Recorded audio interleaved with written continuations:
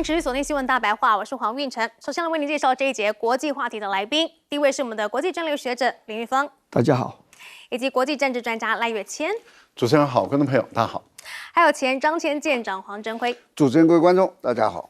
好，中东战争打到现在啊，伊朗是越来越准了吗？来看到伊朗发动的真实承诺4第88轮行动，是击中了以色列的集装箱船哈。伊朗公告称啊，革命卫队的海军呢使用了弹道导弹，在波斯湾中部水域击中了一艘以色列的集装箱船。而在随后一系列的打击行动中呢，美军驻阿联酋沿海的一处陆战队掩体，还有美军第5舰队部署在巴林机场周边的反无人机系统，还有位于科威特美军基地的2台先进预警雷达，都遭到了无人机的精绝毁灭性的打击。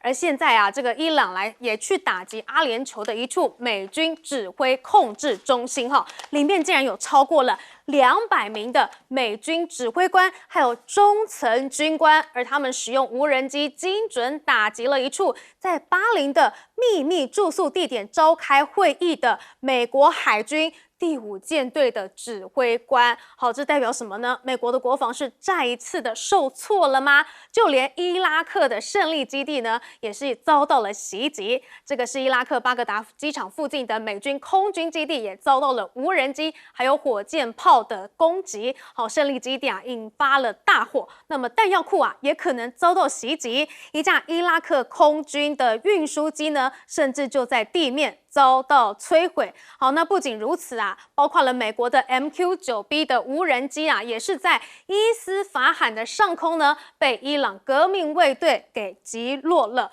那现在呢，川普啊，是不是有意要结束战争了吗？因为这个伊朗的精准打击越来越强了。好，华友就报道说呢，其实川普呢有意要结束战争，甚至不惜要留下荷姆兹海峡的这一个烂摊子给盟国。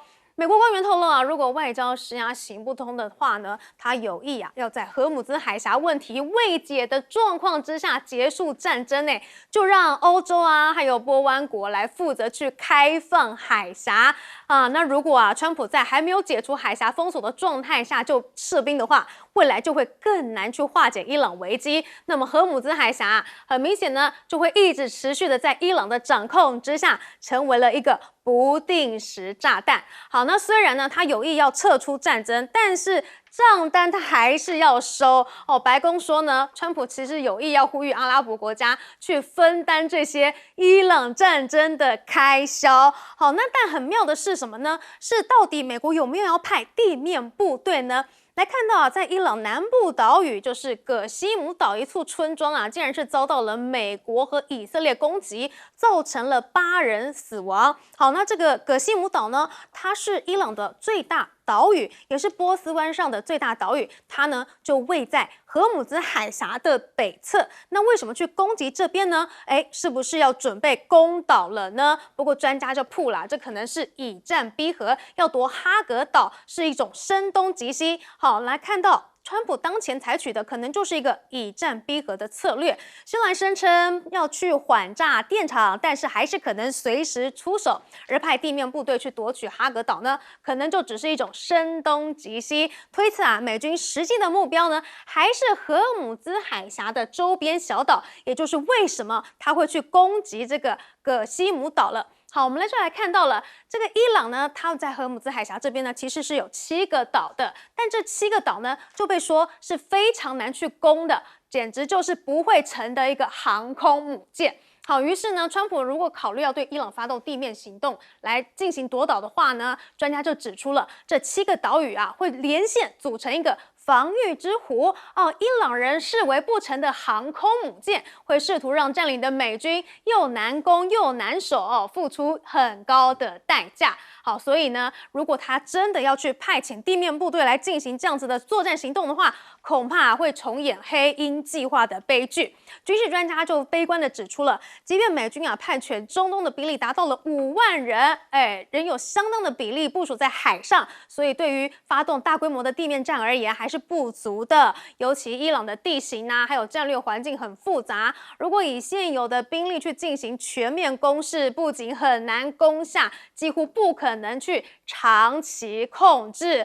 现在呢，伊朗也是呛虾呛得非常的狠呐。伊朗的驻英大使馆就发了这个文，说没问题的。美国棺材产业即将迎来黄金时代，它就是要让美国的棺材业再次伟大。好，所以看到现在美国呢，不仅是兵力不足而且现在伊朗呢精准打击能力是越来越强。这场战打下去，是不是真的对川普呢？只有坏没有更好？我们请教赖教授。美国跟伊朗双方现在确实都在积极的准备这个最激烈最严厉的考验，也就是短兵相接的地面部队的作战了。目前看起来是朝这个方向走那最终会不会发生，也可能就在这几周也可能就发生了。因为川普再延10天给伊朗好好的考虑，说跟他进行谈判，这个就是截止日就是4月6号了。4月6号美国的时间一旦截止了以后，如果伊朗还是不愿意谈判，那双方很有可能就爆发激烈的冲突。当然，美国说这个10天后他要去炸这个伊朗的最大的发电厂，伊朗也说你炸我，我就炸你，我也炸你相关国家的这个那个海水的淡化厂等等，那就是等于是双方之间的报复行动要展开。美军也陆陆续续的都到位了不管是31远征军、11远征军还在路上，然后但是82空降旅也已经到了，那兵力越来越多，现在还传出这个陆军还有空骑兵也都在往这个现场在赶，也就是说要增加17000多人，要扩大到5万多到6万的兵力，这么的庞大来进行这样的一个局部的地面部队作战。因为全面的地面部队作战的可能性很低，为什么？因为在2003年美国去攻打伊拉克的时候，当时调动的部队是13万5千多人然后英国跟澳大利亚还有日本的整个军队加起来大概在16万多人。可是问题是，伊拉克的国土面积比伊朗小很多，更重要的地方是在于伊拉克的国土面积比较平坦北高南低，但是比较平坦，而伊朗的国土完全是各个山来切割的，很难打。那在这样的情形下，5、6万人的兵力不足以打一场全面的战争，所以大家很明显的就已经从这个总兵力的角度来看，应该是局部的地面部队作战。可是，在还没有开始交战的过程中，双方不断的用导弹来轰，也就是美国轰炸伊朗，伊朗轰炸美国、以色列，以色列也轰炸伊朗，彼此之间都有战果。但是为什么伊朗的战果却爆得越来越少？也就是说，最早最有价值的军事目标大概都炸得差不多，现在表面上要看出有价值的伊朗的军事目标已经不多了。那么昨天还听到一个最新的消息，就是说美国出动的钻地战，那么也把伊朗的弹药库做了有效的摧毁。但是对于伊朗到底还有多少导弹，也没人知道。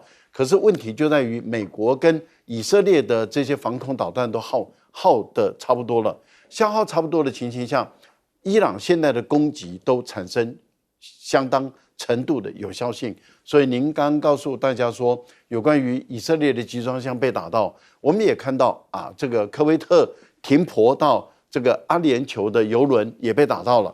那现在是美国的军事基地在哈格达附近的胜利军事基地，它不是被伊朗的这个导弹所攻击到的，而是被伊拉克的民兵组织或是伊朗派驻到伊拉克的民兵组织所攻击到，因为它用火箭弹，火箭弹的有效射程很短，所以不是从伊朗打到伊拉克，是在伊拉克的境内对于美军的军事基地用无人机跟火箭弹的攻击，而也产生有相当的效果。这代表美国自己本身的军事基地要捍卫自己越来越加的困难，这是第一部分。那由于军事基地是固定的，而伊朗的导弹越加的精准的情形下，美军为了避免他的军事人员的伤亡，开始把美国的军人原来驻守在这个军事基地的军人，让他们不要再住到军营里面去，就搬到了外面来了。那有很多是搬到，例如说阿联酋阿拉伯酋长联合大公国，有的是搬到5星级的饭店，或者搬到其他的饭店里面，或者搬到民宅去住。但是问题是，伊朗的情报人员不断的去搜索，那么找到以后就去攻打。所以他们要求海湾国家的说，你把美国的军人赶走啊，因为你一定可以看得到，他一定是阿兵哥。为什么？如果突然间有有一群成群结队的一个同年纪的啊，然后那个头发理的都差不多，然后那个看起来都是年轻力壮的小伙子，突然间进入你们的住宅群里面或是酒店里面，那就是美国的军人。那美国的军人我们就会打他，即使他藏在民宅，我们也会打他。那你想这样子的话，就构成了对于海湾国家他们收容美国的军人躲在他们里面他们本身是不是要把他们排挤出去，或者是告密，告诉他们说他们住在这里，不让他们住等等，这个也增加了美军的困扰。我们也看到美国的军队事实上在中东的这些军事基地，如果美国没有彻底的或是很有效的压制伊朗的力量，等到美军如果川普真的要决定把他的主力部队都从中东地区撤回本土的话，也就是6周之后都会撤回本土的话，各位观众朋友，你想想会发生什么事？也就是美国在中东地区的军事基地很有可能就是不断的挨打份而已。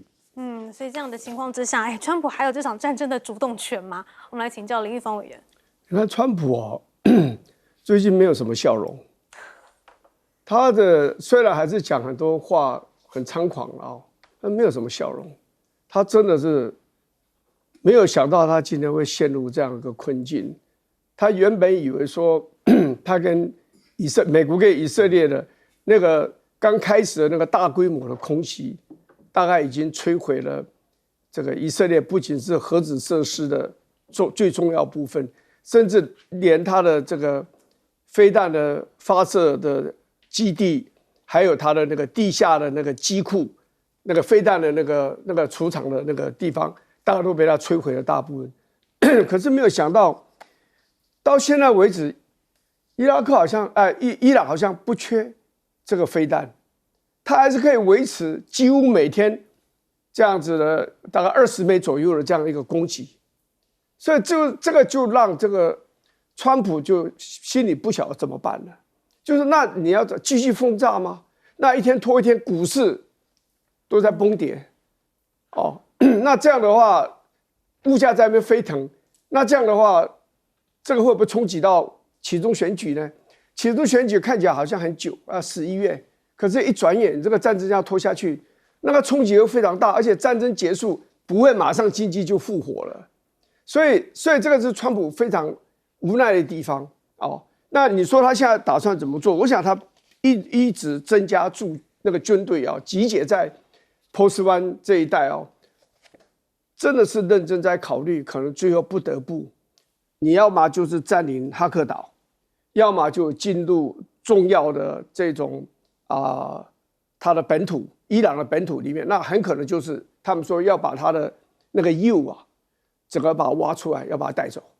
可那个也不简单，那个已经被美国轰炸，已经深埋在底下，你要去把它挖出来，你觉得有这么简单的一件事情吗？而且你这样子渗入到这个伊朗的这个国土里面去，你进去容易，出来就会变得非常的难。你看他现在可以把你的预警机这个不是预警机，你的那个无人机，就是那个在天上那个监控的这些无人机，你可以把它打下来，你就证明说它还是有最起码它监射的单兵操作的那个反空飞弹，它的数目是不少的所以才有办法打下你这么多的你去侦探的这些的无人机。所以现在你美国就是会陷入个困境。我相信军方是一直建议他，尤其参谋首长联席会的主席当时就已经跟他讲，你要进去打这场仗是非常辛苦的。就川普出来说谎说军方说没有问题，其实人家就告诉你很辛苦，第一个时间点就告诉你了。那你现在你要动员去占领这个哈克岛，那你进去了，你要占领多久呢？你占领的越久，你死伤的这个人数就会增加。那个岛才20平方公里，离这个伊朗的这个海岸只有25公里。他用火箭、长尺的火箭、无人机用飞弹去攻击你，或者用快艇接近来攻击你，那个死亡的人数可能都会一夜之间可能就会增加几百个，一个礼拜下来，搞不好就是死个1-2千人在那里。我认为现在基本上是美国人没有办法再接受像这个阿富汗像这个伊拉克那种死亡的人数，他们没有办法接受了。所以你有那么短的时间死个几百个人、上千人，我想川普大概混没得混了啦。国会一定会迅速的通过这个战争权利法来限制他的用兵的时间，所以他现在是没有笑容了啊。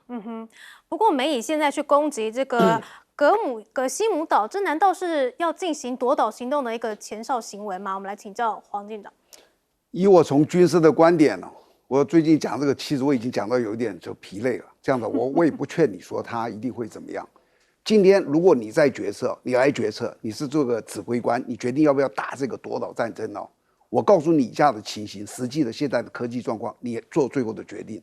第一个，这个不是一个特战的突击行动哦，好比说到委内瑞拉，可能几十人、几百个人就很足够了，直升机半夜低空这样进入，然后抢的人这样讲就退出来。夺岛是一个很大的行动，几千人的。现在可不可能在现在的太空卫星的征兆之下，它变得很隐秘？可能很隐秘吗？敌人就是防守方会不知道你要来吗？这是第一个，你不可能很隐秘，因为那个部队是很大的，这是第一哦。第二个，现在的武器，它的射程也好，杀伤力也好，都远远超过40-50年前。这个我不要说别的哦。这个叫伊朗最近一大堆的这些武器，我只要讲一个东西：多管火箭。多管火箭它那个一个车40枚，每一管都大概这么粗，那还有更粗的，还有60公分的这样大的，它的打的距离可以从20公里到将近100公里这么长。你这么大的一个部队登陆，然后你能躲哪里？我就这个东西这样，我就打几波的这个叫做多管火箭。面的杀伤下来啊，那一个杀就是可能好几十个篮球场或者10几个足球场这个面积，你这个登陆部队会脆弱到什么地步？他可能会去这样子去作战，除非他们脑袋有问题，他敢这样子做，美军一定死伤惨重。所以你叫我推测，你认为如果我做决策，我绝不会去采取登陆，这是我第一个要说的。那你登陆，你能用什么登陆？船吗？伊朗是全世界15个能够自制潜舰国家中的一个，9个能够自制重型鱼雷中的一个。伊朗的军事科技还算是很进步的。你这个船光进入荷姆斯海峡连跑的地方都没有，就被他们给打沉了。那还有一个就是空降吗？空降下去，那个岛就这么大，我一个多管火箭下去，这些人不全死啊？而且空降能带什么武器？他能躲哪里？他就是一些轻装而已。所以你知道这个夺岛，我现在先讲我认为不可能，大家等着看发展。这一趟所有跑去的人大概都是白跑一趟。我说什么远征什么空降旅慢慢去看。第二个就是很多人可能不知道，就是不是最近有好几个这个叫做什么预警机啦、死神无人机被击落其实这些死神无人机或者预警机，它没有任何防卫的。它不像战斗机，你去打它还可以翻滚，还可以过来还可以打个热焰标，还可以给你来个反舰战。这2种飞机基本上都很大，它很难去自卫。它靠什么防卫？你知道？第一个，它很高，那你用个监射飞弹去打它，打不到的。它可以爬到个10几20公里，监射飞弹大概只有3-4公里的这种射程，它隔得很远。你标准飞弹打20-30公里，它在几百公里之外，所以他们基本上，如果它只要进入射程，它都会被击落。但是他们的自卫的就是我爬得高，隔得远远的，这是他唯一的自卫方法。而且现在伊朗的飞弹是越打越准了，甚至他们的飞弹技术也让以色列的防空神话已经破灭了吗？来看到伊朗的导弹呢，连躲了2枚直扑特拉维夫的飞弹。来看到这个画面这个一枚伊朗新型的飞弹穿越了2枚以色列末端的拦截弹，在大气层内呢以高超音速来进行激斗，使它的轨迹更难预测，那极大的压缩了防御方的一个拦截视窗。好，所以它就躲过了以色列的拦截，直扑特拉维夫。那另外啊，伊朗的飞弹呢，也袭击了以色列海法的石油枢纽，惊险的画面呢，现在也在疯传呐。这是周一的时候，伊朗和黎巴嫩真主党联合发动了多方飞弹攻击，导致以色列海法的巴赞炼油厂发生了大规模火灾。而伊朗也表示呢，他们要打击以色列很多处的军工企业。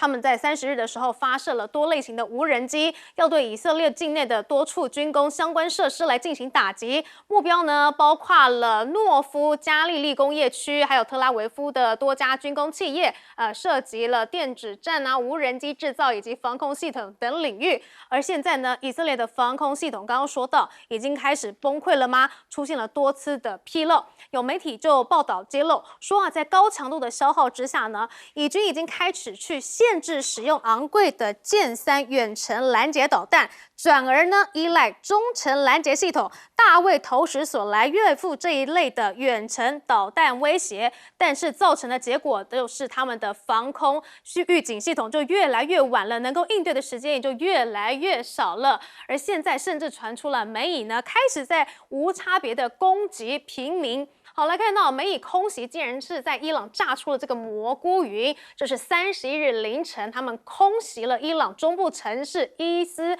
法罕的一处军事设施，现场引发了剧烈的爆炸，大片的橘红色的火球窜起啊，猛烈的火势照亮了夜空。这段画面呢是川普他自己也转发的。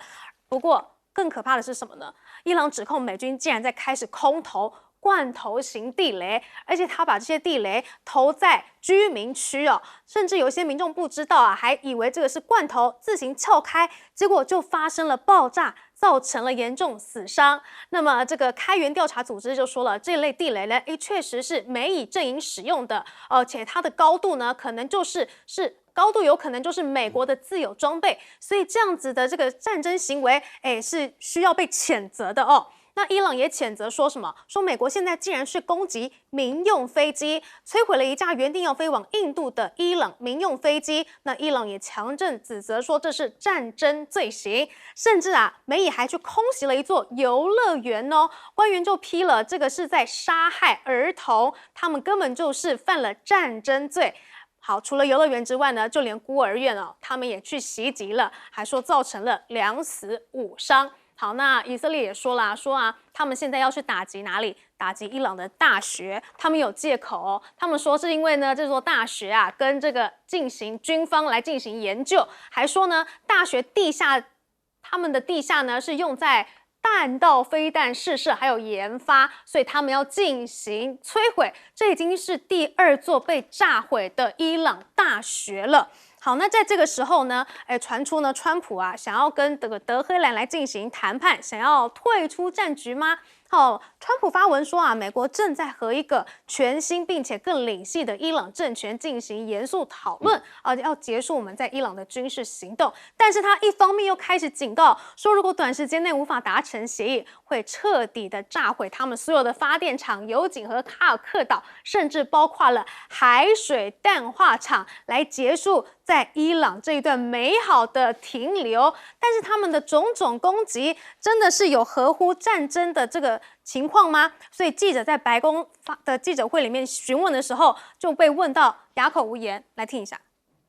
The president posted this morning about his threat that on leaving Iran, he said we might be blowing up and completely obliterating all of their electric generating plants, oil wells, Harg Island, and possibly all desalinization plants. Why is the president threatening what would amount to potentially a war crime with the U.S. military? Look, the president has made it quite clear to the Iranian regime that their best move is to make a deal. Which of those objectives would destroying a desalinization plant most help? Haley, go ahead.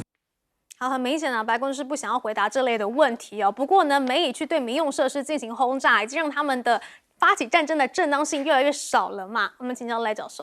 以色列先把这个伊朗的德黑兰的燃油库炸毁了。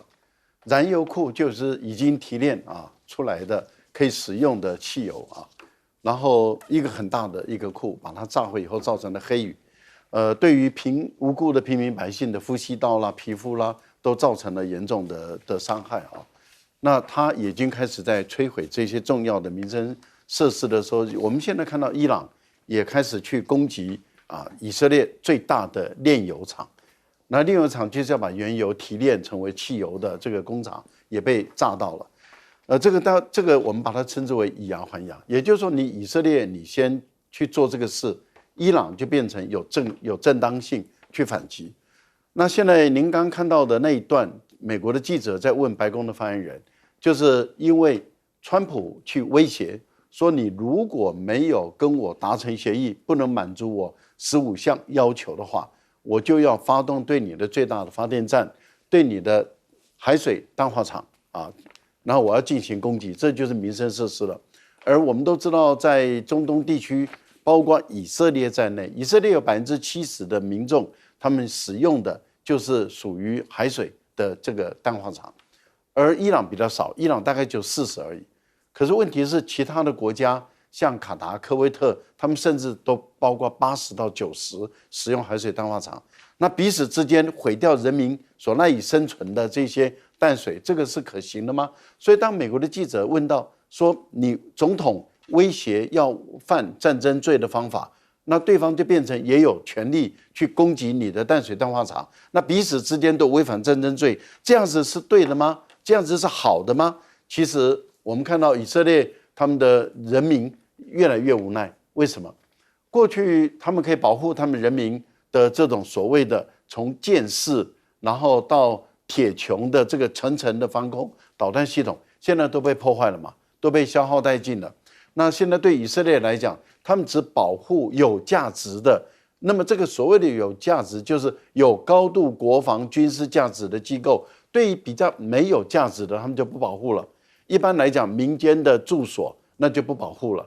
那我们也看到了，炼油厂它的高度价值还没有军方那么高的话，那它本身也不保护了，甚至他们本身的防卫力也跟越来越弱，都被穿透。我们看到了，那就是越来越涉及到一般的人民的生活处所，而且伊朗的科技大学被以色列摧毁，连大学都被打了。现在伊朗也宣布了，说你美国跟以色列设在中东地区的这些分校，你们的师生尽快撤离那我先给你10天撤离，而且撤离1公里以外，因为我要准备打你的大学。那也就是说，你美国跟以色列打我的大学，我现在也要打你的大学。现在美国甚至把这个地雷，把它用空投的方法丢到一个居民的住宅，这个会有效的迟滞伊朗的军事行动吗？没有嘛。这个叫做什么？泄愤式的军事动作。我觉得美国跟以色列打到恼羞成怒的时候，采用这种泄愤式的军事动作，无助于战事的发展，但是却让自己陷于国际舆论跟国内舆论的批评中嘛。不过我本来看到川普发文说他们正在跟伊朗的一个新政权来进行谈判，这是真的吗？还是他其实是想要讲到后面说这是要攻击这个伊朗的一些民用设施呢？请教林玉峰委员。我相信透过巴基斯坦有了，川普那种讲法就是说你这个自己先跟我接触了你伊朗新政府跟我们接触。然后呢，这个我们就展开这个商谈然后你还做了很多让步，什么让邮轮通过什么几艘10艘这样子。所以这个其实真正的实情大概是有些国家也受不了，也关心，也看不下去。这里面大概就包括像巴基斯坦包括这个土耳其这些国家，所以他们就出来协助斡旋。所以到目前为止，伊朗的官员跟美国官员是没有面对面在谈的。他们是透过巴基斯坦间接的进行这样的谈判但是你不管怎么样，就是说你如果真的要谈判的话，那就你应该讲说，那我们现在停火，我们现在进行谈判，你不是这样子嘛？所以我们讲他没有武德，就这样子。战争爆发前要进行第3轮的谈判，你没有任何的迹象，你就开始跟以色列合作轰炸人家，这个就是没有武德对不对？然后你说我给你5天的时间缓和怎么样？然后你还是一样继续在炸人家，到现在为止，你每天还在轰炸人家对不对？而且呢，你把人家的小学生给杀了，大概165个、170个人，还包括10几个老师。然后川普本人还说这是这个伊朗自己干的，到最后调查出来，美国自己的调查出来是美国战斧飞弹打的。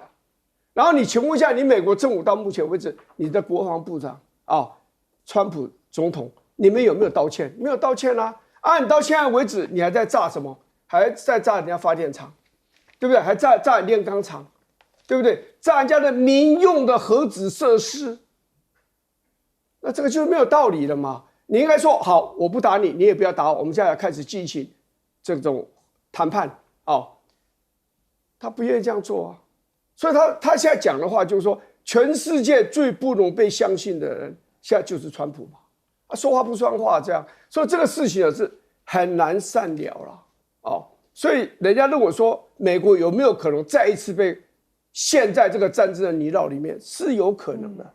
他以为他很聪明。我绝对不会派兵进入。他刚开始也是这样讲我们绝对不会派兵进入，对不对？他相信美国强大的空军的打击的能力，就可以把你打到这个下跪求和。可事实上，我们再回看历史，很多的战争最后还在地面完成战争的结束。你要打垮敌人，你光靠轰炸是不行的。美国每天轰炸日本，炸到这个东京到处都大火。日本有投降吗？没有嘛。你最后还是要狠狠的在陆地作战，打到你受不了为止嘛，对不对？当然后来他是丢了这个核子弹但在这以前，其实日本已经受挫很重，就是琉球的这个决战嘛。所以这次这个战争看起来是，如果只有靠轰炸的话，伊朗的国土是台湾的45倍到46倍，这么大的土地，你想乌克兰只有比台湾大概是16倍，俄国打这么久，到现在进入第4年了，还没有办法打垮他。那伊朗是台湾的46倍，这么大的一个国土，你认为美国那俄国派的地面部队去作战，都还没有办法解决这个战争？你认为美国光靠轰炸有可能吗？他最后他还是会出兵所以大量的美军的死亡看起来是很难避免的。而且现在看到伊朗的新型飞弹，它的轨迹越来越难预测所以以色列的防空已经不是没有飞弹这么容易的一个解决问题了吗？是不是他们的新型飞弹其实也防不胜防呢？请教舰长。假如你关心这个战争，你会发现最近伊朗越打越猛，而且好像越来越有成就。刚开始打哪有那么多的战果把这个飞机打下，把那个什么预警机打下，什么等等。那为什么会这个样子呢？其实我想想，这是非常合情合理的因为在这个战争发生之前如果你在伊朗做这个战争指挥的决策，我们要怎么样打这个战争你就知道，第一，我大概一定会被打。那美军跟以色列目前的这个样子，那如果我打的话，我的长处是什么？你知道？就你在两个对撞的时候，我一直讲我的长处是什么，它的短处是什么？伊朗最大的长度不单是国土大，地区屈服一大堆山边沿全都是高山。你很难打地面部队，那你只能轰炸。那如果轰炸的话，我就躲起来，我让你炸，我耐炸，因为我有很多的山洞。那是不是我们最大的伊朗最大的好处就是最高指导战略就是拖？只要你打不死我，我看你美国战争能撑多久？你撑得了吗？那如果他要拖下去的，他的所有的这个武器的这些战法就是什么？你知道？保存实力。你不能说一开始打仗我把东西打光了，那是剩下的，那不就完蛋了吗？所以他一定要慢慢打，接着在慢慢打的时候，你再去想一个好比说他的弓箭飞弹，次音速的我们可能去算大概都有1000枚以上，有3种不同的形式，3个不同时间的这个早中晚期的，越晚就越先进嘛。今天你是伊朗的这些指挥官，你认为你会先打最新的武器，还是先把最旧的出清掉？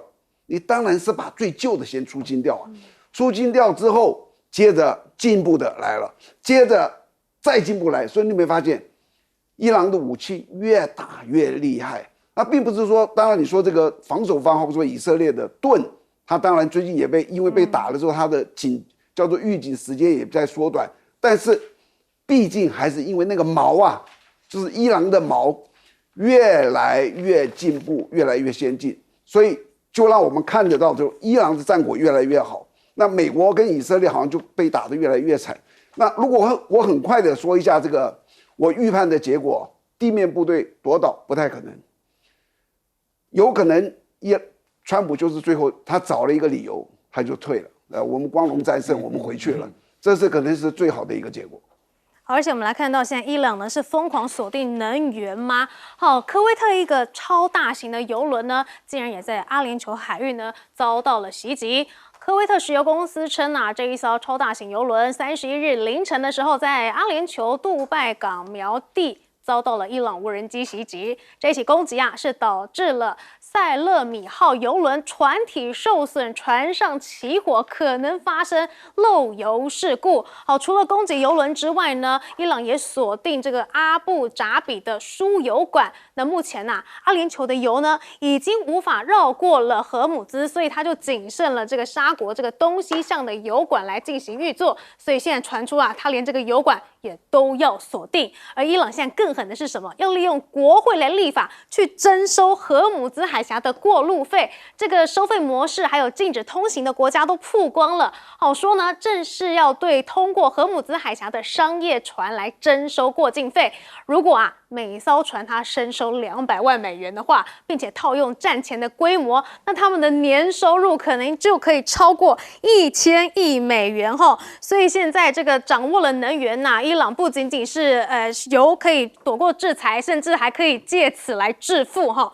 那现在有哪些国家可以通过呢？来看到啊，传出有2艘中国巨轮，他们已经顺利通过了荷姆兹海峡哦，那就是在波斯湾滞留1个多月的中国香港籍货柜船中海北冰洋号，还有中海印度洋号，在31日上午呢，顺利的通过了荷姆兹海峡。这个呢是自2月底以来中国大型船只首次通过。好，那现在荷姆兹海峡啊，它被封锁了之后，产生了什么样的效应呢？好，可以看到啊，很明显就是中国越来越强大了吗？因为中国利用了这一次危机，把自己塑造成一个负责任的稳定力量。好，中国在呼吁中东地区缓和局势，并且承诺跟东南亚国家合作，能够来缓解能源短缺的问题。也就是说啊，你想要过荷姆兹的话，来跟北京谈吧，不要跟华府谈了，我可以帮你解决问题。好，那这个时候啊，这个战争呢也重创了海湾国家的铝业。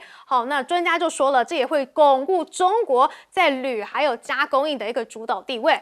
因为中东的铝生产就中断了嘛，所以呢，更多的铝生产就转移到了中国。而中国目前呢，已经占了全球供应量的1半以上，所以现在它还会更加的巩固它的地位，甚至加工业链呢也是一样，更加的稳固了。好，那这场战争到底是图利了谁？除了中国之外，也图利了美国的高官吗？就传出了美国的防长赫格塞斯竟然想要发战争财。他被匿名爆料说啊，在美军对伊朗开战的几周前曾经透过证券经纪人去询问，想要砸数百万美元去投资一档国防军工股的基金。不过最后没有买成，因为这档基金当时还不能让客户下单啊。不过对此呢，59大厦反驳啊，说这个是恶意抹黑啊。但是呢，我们看到这个战争啊，人人想发财啊。除了这个赫格塞斯跟川普之外，连伊朗也加入了吗？好，伊朗放话了，说啊，不要相信川普的发言，你应该要跟他反向操作。因为川普在22和23日的时候表示，跟伊朗的谈判进展好，只要延后去攻击伊朗的能源设施，马上啊美股就跳高，油价就重挫。不过呢，这个伊朗的议长就建议说，投资人你不应该要追逐涨势，你反而要做空股价，逢低买进原油。因为我们现在呢冲突没有解决，所以现在不仅有川普投顾，连伊朗也变成投顾了吗？要买之前还要看一下他们的发言好，不过我们回过头来看到啊，美国自己内部呢，是不是也这个问题百出呢？来看到这个美国的客机跟直升机相撞，67死的画面曝光了，这真的是非常的震撼哦。这个不是 AI 的画面，是真实的，就发生在2025年1月，美国航空公司一架客机跟美国的陆军黑鹰直升机相撞的影片。好，那最后呢，这个是坠落了这个波多马克河。好，那这已经是2025年1月的画面了。不过呢，最近啊，就是前几天27号的时候，美国联合航空一架波音737客机也是一样，差一点要撞上黑鹰直升机啊。当时客机呢正在接近一个机场准备降落的时候呢，这架黑鹰直升机突然就从客机前方飞过，两机距离最近的时候啊，垂直距离就只有160公尺而已，真的是非常的危险。好，所以现在看起来啊，美军自己也是已经有点自顾不暇，大家都打累了吗？我们来请教赖教授。我觉得能源的问题短时间不能解决了哈。我觉得即使这个川普说，反正我们的地面行动就是4到6周嘛，那即使说6周结束好了，因为对于川普来讲，他一直急于要在5月中的时候到北京去访问所以传出来说他要派他的高官，而且是非常分量非常重的高官，先到北京去探路。那因此他一定要在5月中之前把这个战争结束。可是问题是，即使战争结束了，可能刚开始一结束的时候股票会涨几天，但是没有多久马上要回到基本面。什么基本面？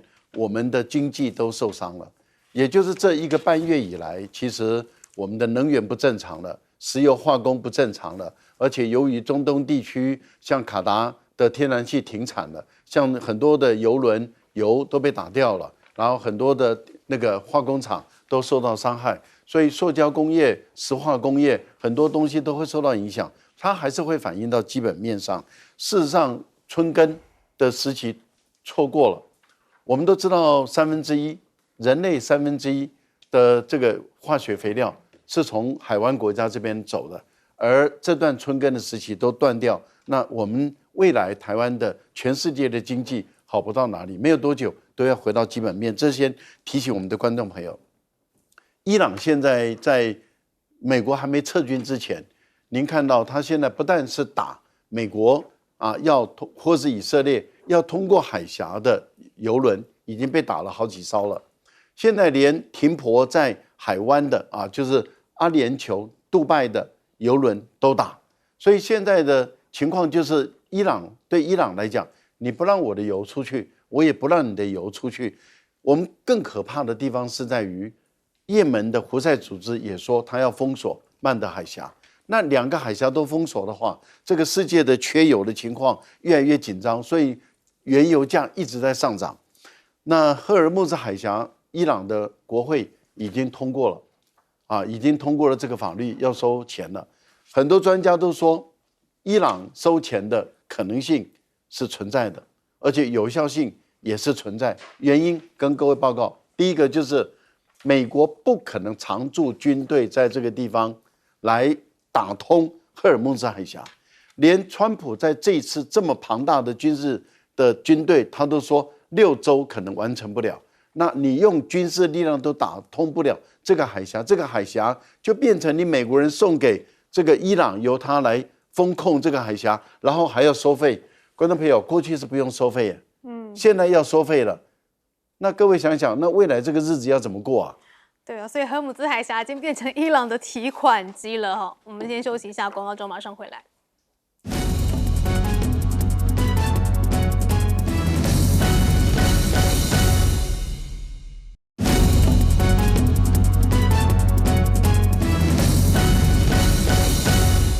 伊朗进行能源封锁，川普还有牌吗？我们请教林玉芳委员。真的川普讲了一句话，最近说，即使荷姆兹海峡没有开放的情况之下，美国也可以结束这个战争。讲这话真的很谦虚了啦。以川普这么强悍的个性对他讲这已经低声下气了。战争是非常难预测会用什么方式结束了。你可以想象到美国在阿富汗已经打了20年的仗，最后是在半夜的时候，清晨没有通知阿富汗的指挥官的情况之下，偷偷的从阿富汗最大的空军基地偷偷的跑走吗？美军是仓皇撤离阿富汗的，你很难想象。所以你说在这个地方，这场战争跟伊朗的战争，真的到最后也可能叫做不了了之，好像结束了又没有结束，很可能就是这样子久久大家还在交火一下，飞弹还是要飞一下这样子。所以现在其实我们要想一个比较大的一个问题，这是战争为什么这样子？很简单一件事是美国被以色列牵着鼻子走嘛，然后讲来讲去最需要检讨的是川普本身嘛。所以我们讲权力平衡是对的，经济讲说国际政治权力平衡这个是对的，你看权力现在就权力失衡嘛，美国就是等于独大了啊。虽然他其实也没那么大，但是川普就认为他最大嘛，所以呢他就为所欲为。你看一下要把格陵兰要拿下来，加拿大要变成51州，墨西哥湾现在也改成美国湾了哦。那荷鲁兹海峡说要改为美国海峡。川普海峡，川普海峡，然后接着他已经这个战争还没有结束，他还说下一个就是要干掉古巴了。古巴，所以你看，这是个狂人啊！美国是个民主国家，怎么会选出这样一个狂人当总统？这是连美国都想不通，我们外人更是想不通了啊！所以这个权力真的需要制衡，这种东西在国内政治也是啊，一个党独大，独大到可以为所欲为，人民就要遭殃。在国际政治上，像美国这样的国家为所欲为，那就没有办法。说美国人全国性的示威啊，他们不要国王啊，这是个美国不应该有国王啊。所以我觉得哪里都一样，国内政治跟国际政治有共同之处，我们都不要国王。好，我们先休息一下，广告之后马上回来。